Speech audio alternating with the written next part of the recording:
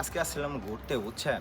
তো আপনার সারাটা সপ্তাহ ডিউটি শেষে মনটা চায় একটু ঘুরি।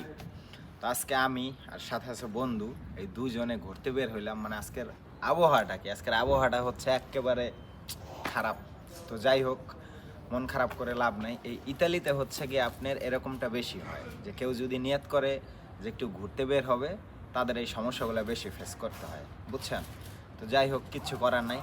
আর আরেকটা কথা, যে আমি যেখানে আছি এরকম মানে রাস্তাঘাট দিয়ে, বুঝছেন, বা এরকম পার্কিং দিয়ে কেউ একা হাঁটা চলা করবেন না, সাথে একজন একজন সাথে রাখবেন, বুঝছেন? আর না হলে আপনার দেখা যায় কিছু দুষ্ট লোক আছে, তাদের খপ্পরে পড়লে সব নিয়ে নেবে, বুঝছেন? এগুলা হচ্ছে অনেকে ফেস করে, আবার অনেকে হচ্ছে মানে নসিব ভালো হইলে এরাই যায় এগুলাই।